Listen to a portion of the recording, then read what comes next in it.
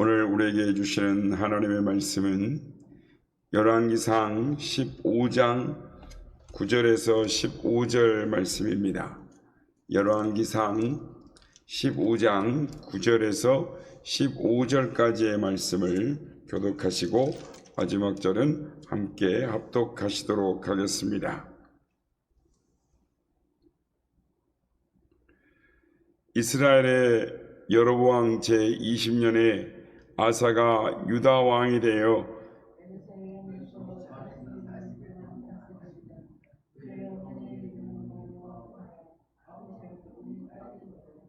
아사가 그의 조상 다윗같이 여호와 보시기에 정직하게 행하여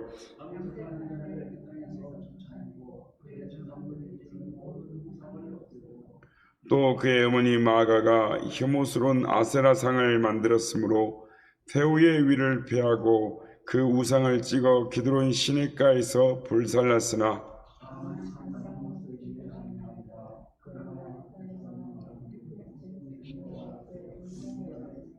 다같이요 그가 그의 아버지가 상별한 것과 자기가 상별한 것을 여호와의 성전에 받들어 드렸으니 곧 은과 금과 그릇들이었더라.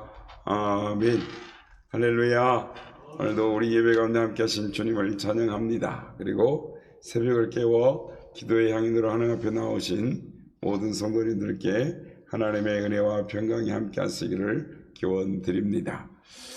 우리는 하나님 앞에서 살아가는 사람들입니다. 그런데 여러분, 하나님 앞에서 살아간다라는 것이 무엇일까요?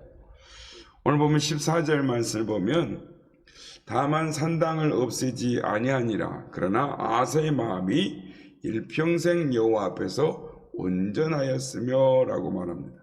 아사의 마음이 일평생 여호와 앞에서 온전하였다라고 말을 하는 것입니다. 여러분, 아사 왕이 어떻게 살았기에 그의 마음이 여호와 앞에서 일평생 온전하였다라고 말씀을 하는 것일까요? 오늘 이 시간에는 하나님 앞에서 살아간다라는 것이 무엇인가를 묵상함으로 우리에게 주시는 은혜를 받고자 하는 것입니다. 오늘 본문 11절 말씀입니다. 아사가 그의 조상 다윗과 같이 여호와 보시기에 정직하게 행하여 라고 말씀합니다.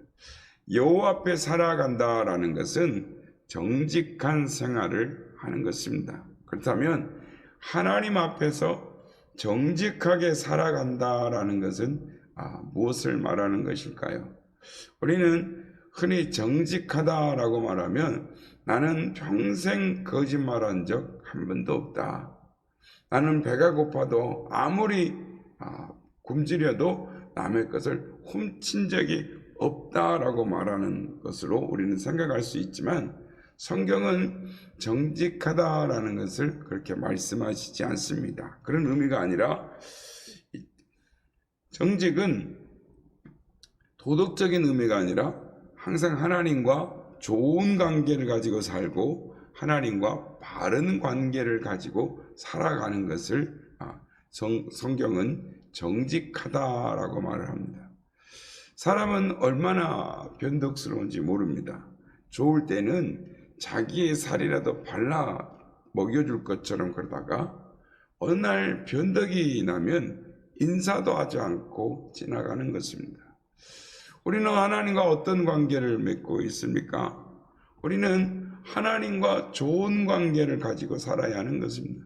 친구 이상의 바른 관계, 좋은 관계를 가지고 살아가는 것을 정직이다라고 말합니다. 예를 들면 하나님이 좋다라고 하시면 나도 좋다라고 해야지, 하나님이 좋다라고 하시는데 나는 나쁘다라고 하면 좋은 관계가 될 수가 없습니다. 하나님이 나쁘시다라고 하면 나도 나쁘다라고 해야 하는데 하나님이 나쁘시다라고 하는데 나는 좋다라고 하면 좋은 관계, 바른 관계가 될 수 없는 것입니다. 하나님이 옳다라고 하시면 나도 옳다라고 말하고 하나님이 나쁘다라고 말하면 나도 나쁘다라고 말을 해야 하는 것입니다. 결론적으로 이야기하면 철저하게 하나님 편에 서는 것입니다.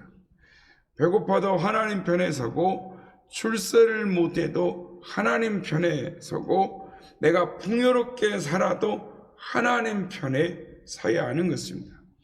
항상 하나님 편에 서서 살고 하나님 편에서 말하고 행동하는 것, 그것을 성경은 정직하다라고 말을 합니다. 한 번은 산헤드린 공회가 모였습니다. 예수님을 붙잡아 놓고 죽이자고 이 결단을 하자는 것입니다. 72명의 공회원들이 모여서 예수를 죽이자라고 하는데, 예수를 살리자라고 하고 예수 편드는 사람이 누가 있겠습니까? 산헤드린 공회에서 얼마 전에 예수 믿는 사람을 출교 처분하기로 결정을 했기 때문입니다. 유대교의 출교 처분은 너무 무섭습니다.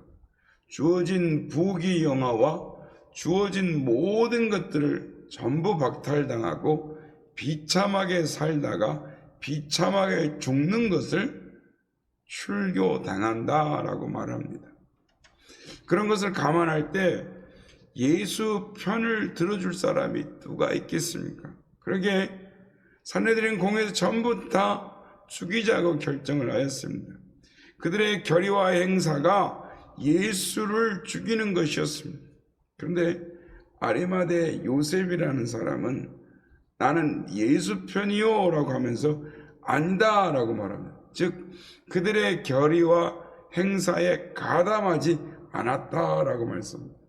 성경은 이 사람을 선하고 의롭다라고 기록하고 있습니다. 이 선하고 의롭다라는 말을 오늘 본문에서는 어떻게 표현하고 있냐면 정직하다라고 말을 하고 있는 것입니다. 아리마대 요셉은 자기는 예수 없이 주어지는 부귀영화는 필요 없다라는 자세인 것입니다. 예수 없는 부귀영화는 너희들이 다 가져라. 나는 예수와 함께 굶어 죽어도 좋고 예수 없이는 이런 권세와 영화는 누리지 않아도 좋다라는 생각을 갖고 있는 것입니다. 그래서 예수 편에 선 것입니다. 이것이 바로 정직인 것입니다. 우리도 항상 하나님 편에 서서 예수님 편에 서서 예수님이 옳다라고 하시면 나도 옳다라고 해야겠습니다. 오늘 본문 9절에서 12절 말씀을 한번 보겠습니다. 이스라엘의 여로보암 제20년에 아사가 유다 왕이 되어 예루살렘에서 41년 동안 다스리니라. 그의 어머니의 이름은 마아가라 아비살룸의 딸이더라. 아사가 그의 조상 다윗과 같이 여호와 보시기에 정직하게 행하여 남색하는 자를 그 땅에서 쫓아내고 그의 조상들이 지은 모든 우상을 없애고라고 말씀합니다. 이 말씀의 배경은 아사가 왕이 되었을 때의 이야기인 것입니다. 다윗의 아들은 솔로몬이요, 솔로몬의 아들은 르호보암이요, 르호보암의 아들은 아비암이요, 아비암의 아들은 바로 오늘 본문에 등장하는 아사인 것입니다. 오늘 본문을 보면 그가 그의 조상 다윗과 같이 정직하게 행했다, 하나님 보시기에 정직하게 행했다라고 말씀을 합니다. 이 말씀에 유의해야 하는 것입니다. 아사가 자기의 조상 다윗을 본받았다라는 말입니다. 이게 무슨 말입니까? 자기 신앙의 롤 모델로 다윗을 삼았다라는 것, 다윗의 신앙을 본받기로 작정했다라는 것입니다. 하나님을 섬기고 따르는 데 있어서 본받을 사람, 그것을 다윗으로 정했다라는 것입니다. 여러분, 신앙생활에는 모델이 필요한 것입니다. 여러분도 우리 주위를 잘 보면 본받을 사람이 있는가 한번 살펴보시기 바랍니다. 그리고 본받을 사람, 그럼 보면 분명히 본받을 점이 있습니다. 본받을 사람이 있는 것입니다. 그렇다면 정말 훌륭하다라고 생각하시는 분들의 신앙을 본받으시길 바랍니다. 그래야 성공적인 신앙의 여정을 살 수가 있는 것입니다. 신앙에는 멘토가 필요한 것입니다. 신앙의 모델이 필요합니다. 왜냐하면 시험이 들 때 빠져나올 수 있습니다. 믿음의 자리에 일어섰을 때, 쓰러졌을 때 일으켜 세워줄 수 있습니다. 중보해주고 기도해주고 믿음의 선진들이 간 길을 통해서 교훈을 받을 수 있기 때문에 우리는 신앙의 모델이, 멘토가 필요한 것입니다. 바라기는 여러분에게 신앙의 멘토가 있기를 바랍니다. 나는 아무리 봐도 본받을 사람이 없다.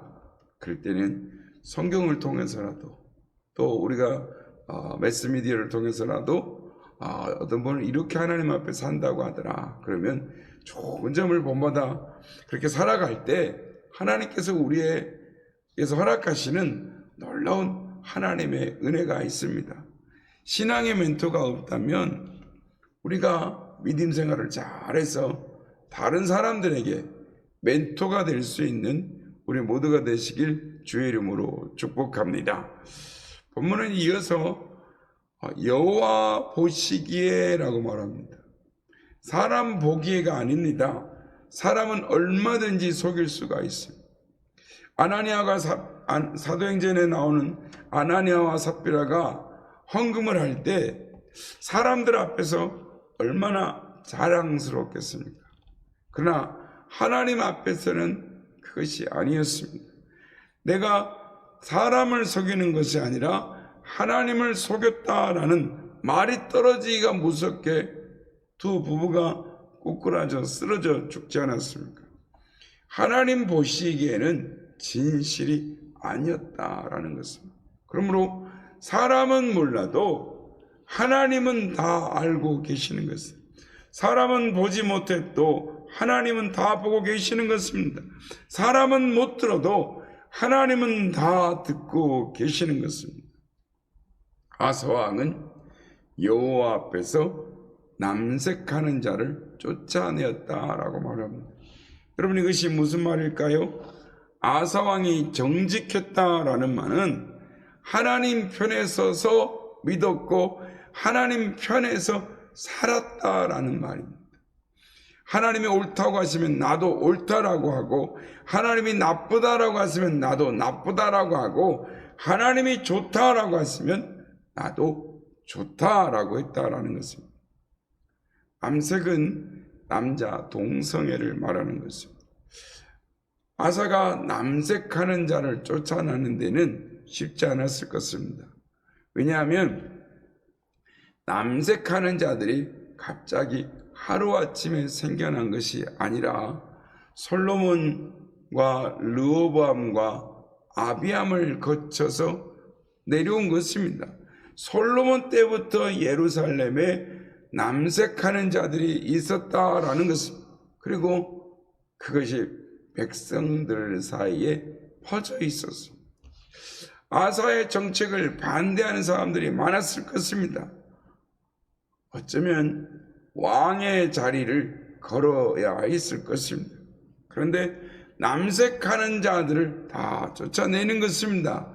자신의 어머니 태우의 위를 폐할 정도로 조상들이 만들어 놓은, 즉 솔로몬과 르호보암이 만들어 놓은 모든 우상들을 다 타파해 버린 것입니다. 하나님께서 꼴보기 싫다고 하시는 것은 전부 다 없애버린 것입니다. 하나님 앞에 정직한 것입니다. 성도 여러분, 우리는 하나님 앞에 사는 사람들인 것입니다. 우리는 괴로우나 즐거우나 하나님이 좋아하시는 것을 내가 손해보더라도 좋아해야 하는 것입니다. 하나님이 싫어하시는 것은 천만금이 주어져도 쏟아져도 하지 말아야 하는 것입니다. 언제 어디서나 하나님 편에서 살고 믿어야 하는 것입니다. 이것이 정직이기 때문인 것입니다. 서머나 교회 감독으로 홀리갑이라는 사람이 있었습니다. 이 사람은 로마가 기독교를 박해할 때 붙잡혔습니다. 예수 믿는다는 안 믿는다는 말 한마디만 하면 살려주겠다라고 합니다. 그 제안을 거부합니다. 그러니까 또다시 매를 때리고 심하게 고문을 합니다. 그래도 예수님을 끝까지 믿겠다라고 합니다. 그때 나이가 86세입니다. 오늘날 나이도 86세는 사실은 고령에 속합니다. 그런데 2000년 전이면 100세가 넘은 노구인 것입니다. 그런데 이 노구를 좋은 말로도 안 되니까 기둥에다 세워놓고 꽁꽁 묶은 다음에 그 밑에 장작을 쌓아놓고 불을 지릅니다. 예수를 안 믿는다라고 한마디만 해라. 그러면 살려주겠다. 그때 폴리갑이 86년 동안 나를 돌보시고 나를 배신한 일이나 접은 일이 없는 그 하나님을, 그 예수님을 내가 얼마를 산다고 그 하나님 예수님을 배반하겠느냐. 나는 죽어도 좋다라고 하며 순교하는 것입니다. 폴리갑은 하나님 앞에 정직한 사람이었습니다. 목숨을 내걸고 하나님 편에서 살았고 예수님 편에서 섰습니다.